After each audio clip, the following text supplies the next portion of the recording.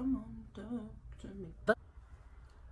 Hello, welcome back to my channel. Welcome to this video. For those that don't know me, my name is Wairunga, and today we're going to talk a little bit more about our pregnancy process, our baby talk, our ovulations, our reasons, our experiences, just our story in terms of trying to have a baby. I broke all the questions up and basically done individual videos for about 3 questions per video, because I feel like all the questions you guys were asking me, it wasn't just like a 2-second quartet, or it was like a whole video kind of thing, you know what I mean?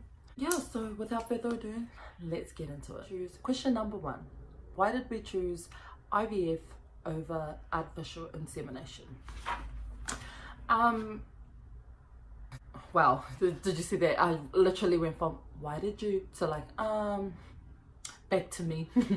We chose artificial insemination first because we felt it was the cheaper option. So obviously having a baby, getting things for the baby is expensive enough. We wanted the conceiving bit to be minimal, that where we didn't have to pay a lot. So artificial insemination, you are basically paying for travel costs and accommodation, plus your syringe and sterile cup. But IVF is like $200, or sorry, maybe like $500 to $5,000 just for an embryo that might not work. So you know, we went with the cheaper option. We wanted to trial it 6 times before we made another decision to trial again, either another 6 times or we do go into IVF. I forgot what IVF means, but it's obviously going to the clinic, that one. That's why we chose artificial insemination over IVF. Another question was, how did we find our sperm donors? That was the easiest bit, to be honest, but it was the most sketchiest part. All of you guys are gonna probably be like, what the hell? What were you thinking? In August 2017, I came across a sperm donor page in New Zealand. And so I requested to join there, and they basically accepted me less than 24 hours later, which that was fine. That was cool. It was about 3 groups that I joined. There wasn't a lot of options, let me tell you.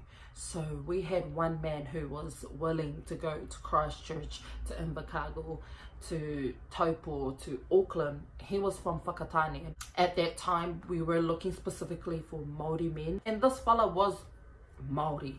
But the fact that he was on all of them literally messaging everybody, and their first option was to naturally inseminate. So there, stop right there, sis, because that's where I'm going to be like, oh no. If the answer was like, I prefer artificial but I don't mind doing natural insemination, that's fine.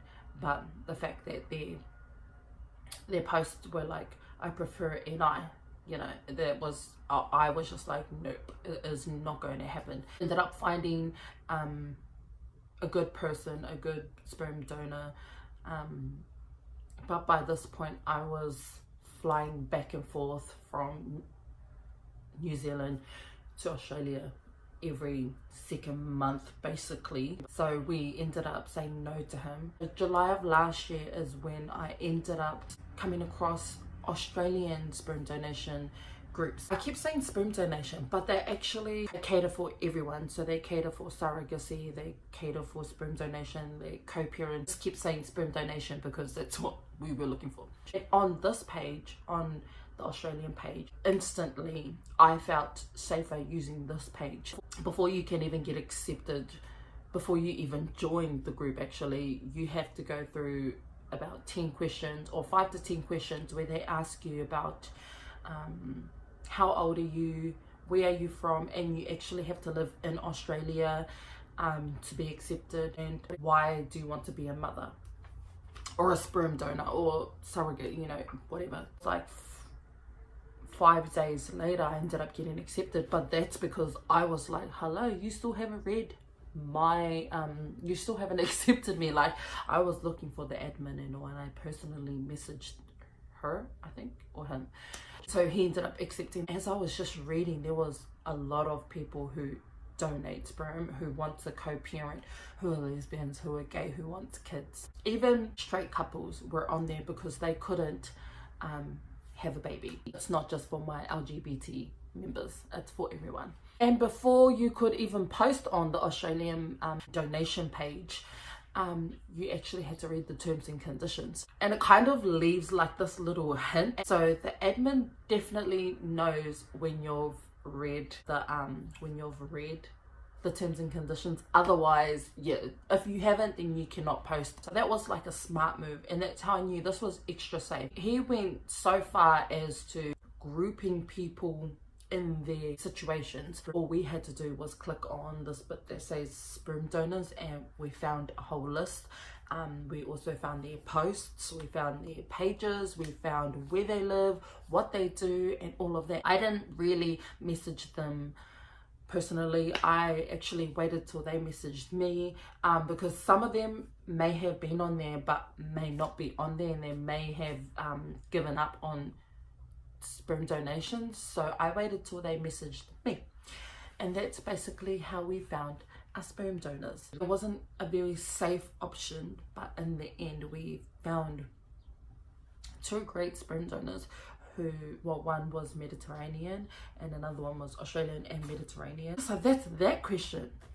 I don't even know where I went to with that, but hopefully we answered that.